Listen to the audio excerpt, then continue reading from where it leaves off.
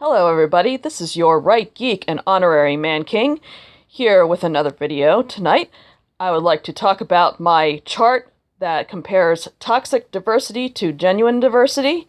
I want to share this chart because I was inspired by, once again, discussions that I'm seeing on YouTube about the discourse regarding diversity, particularly in our media, whether that be our comic books, our movies, our television shows, or etc. What I would like to say in general is that I think diversity, genuine diversity, is a very good thing. I think if you have your media representing different walks of life and different cultures and different frameworks, that's a good thing because it's showing the world as it really is.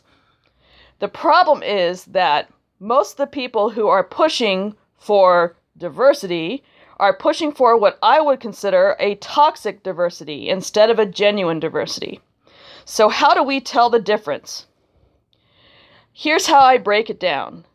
Toxic diversity scolds, whereas genuine diversity invites. Toxic diversity rejects evidence. Genuine diversity is evidence-based. Toxic diversity segregates. Genuine diversity integrates. Toxic diversity cancels. Genuine diversity rejects censorship. Toxic diversity encourages identity grifting. Genuine diversity encourages skill development. Toxic diversity rejects criticism. Genuine diversity accepts criticism. So let's go over some of these in more detail as I write out here. Toxic diversity scolds. Genuine diversity invites. Toxic diversity is someone like Brie Larson contemptuously dismissing the opinions of 40-year-old white dudes because a certain movie supposedly, quote, wasn't made for them. Genuine diversity says, we wanted to try something a little different, but we hope everyone will like it. Toxic diversity rejects evidence. Genuine diversity is evidence-based. Toxic diversity asserts that all disparities are the result of the cis-heteropatriarchy or white supremacy. Genuine diversity understands that the causes of such disparities are most likely multivariate. Further, it acknowledges indisputable progress. It is a documented fact, for example, that while women are the minority in certain hard STEM fields, they now dominate higher education at both the undergraduate and graduate level pretty much everywhere else. It is also a fact that while significant wealth gaps remain, most African Americans do not live in poverty. Genuine diversity doesn't deny that racism and sexism exist, or that certain policies need to be tweaked to allow for greater equality of opportunity. But its approach to apparent injustice is fundamentally grounded in reality. Toxic diversity segregates. Genuine diversity integrates. Toxic diversity insists, for example, that black people should write only about black people, brown people should write about brown people, and white people should write about white people, that cultural streams should never be crossed. Toxic diversity denies that there is a universal human nature that allows any writer with proper research and exposure to feel empathy from people from other times and places.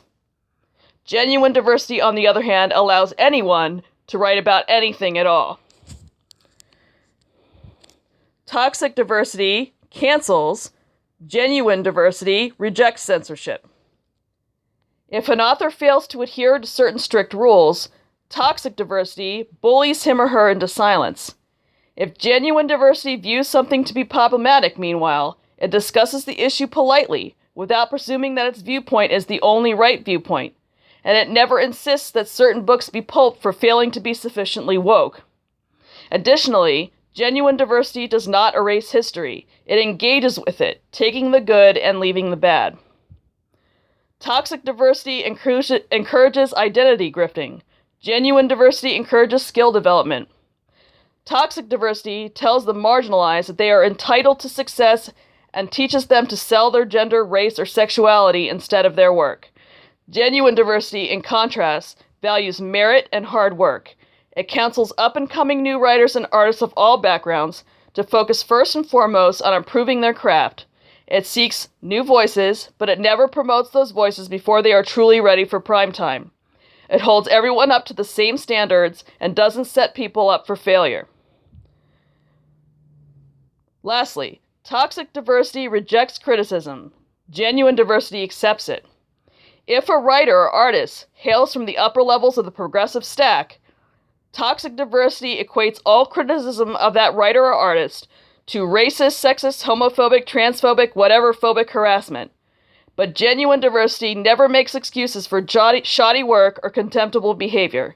If someone is clearly phoning it in or is being an absolute wanker, genuine diversity calls them out on it no matter who they are. Promote genuine diversity. Consign toxic diversity to the trash bin.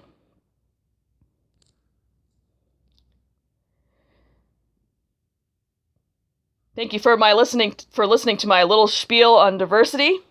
My next video will be after the new year. I'd like to wish everyone a merry holiday, whatever holiday you happen to celebrate, and I will talk to you in 2020. Thank you for listening.